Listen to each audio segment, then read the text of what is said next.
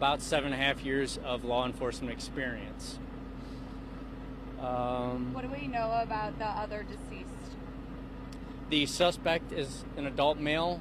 Right now, he's not been identified yet. We believe he's in his mid-20s. And do we know what led up to this initially? A call for service for a stranded motorist on the highway. And again, as soon as that officer parked, he gets out of his car, and that suspect exits the vehicle and begins to shoot at him. Again, the officer was struck multiple times, including at least once in the vest, and the suspect was shot multiple times also. Who called to report this vehicle stop? That's a good question. That's going to be a vital witness. Hopefully, we can get in touch with him or her as soon as possible. And that also leads me to another good point. Thank you, Abby.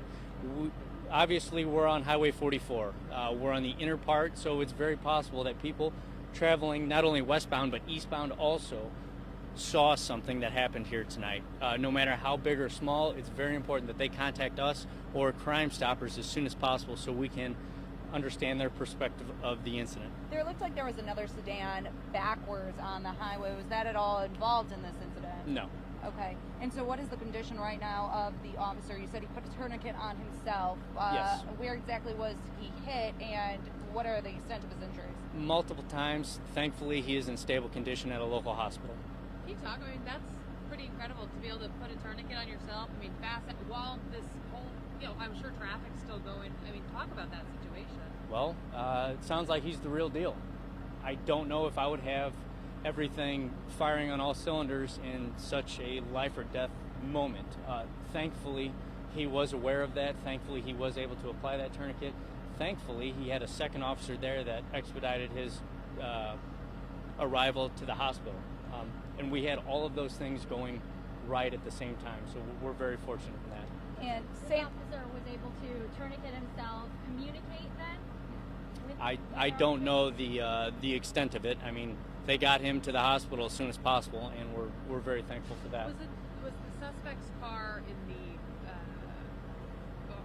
fast lane? I'm sorry. Yeah, the fast lane or the inner lane, almost up against the median. I believe that vehicle, when it was called in, it was somehow either disabled or something, stationary on that median with its lights flashing. And anybody else in the car, in the suspect's car? No, we believe he is the sole occupant of that vehicle. And obviously, this is a scene that's on in the middle of a highway. You have St. Louis County Prosecuting Attorney Wesley Bell out here. There was some rain out here. You're dealing with a lot of space and some weather conditions as well. How has that all played a role in this?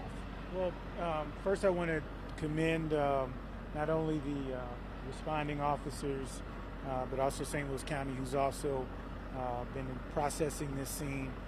They're doing a phenomenal job. The cooperation between the departments is exemplary, as we would expect. And yeah, that is something that complicates any investigation. However, I'm confident that we will be able to do a thorough investigation and determine exactly what happened. But we are fortunate. It's always tragic when any life is lost, but it is a blessing that the officer survived. Our prayers are with him and his family, but crossing our fingers, it looks like he's going to be okay. Hey, Ben, Yeah, that's fine. Anything else from Mr. Bell before I step up again? Do Webster Groves officers have dash cam, body cam, anything that will help with you guys in your investigation? Yes, I believe we're going to have some technology at our disposal. It should be very valuable as this investigation progresses. So the officer believed it was a stranded motorist? Yes, that call for service was for what we call a 1046 or assisting a motorist. And the suspect just opened fire on the officer? Yes. There is only one person that would speak to that decision-making process. And I do apologize, Ben. Could you sort of recap a little bit that 911 call and then kind of as the officer arrived as we were having some microphone issues? At or around 8:20 p.m., the Webster Groves Police Department received a call for service for a 1046 or assisting a motorist. Two officers responded, both in marked vehicles, both uniformed.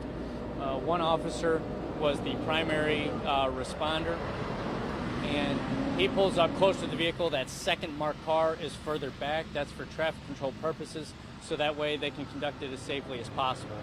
That initial officer begins to get out of his vehicle, and as he approaches the suspect car, the suspect exits the vehicle and begins to open fire on him. And the Sus- officer returned fire. Yes. Officer returns fire. Both suspect and officer are shot multiple times. Officer puts a tourniquet on himself. He's conveyed to a local hospital by that second responding officer. The suspect was shortly thereafter pronounced deceased on scene. Suspect's still there. All right. The investigation is continuing. You just got a live And you update said there that the from fact Ben that the Brando second with the car St. comes up, Louis the second County police car. That is just typical traffic control purposes, or were there any other things that made you say? we Yeah, need to so, have well, that? if you're going to go to a stranded motorist call on a highway, it's the safest to proceed with two cars.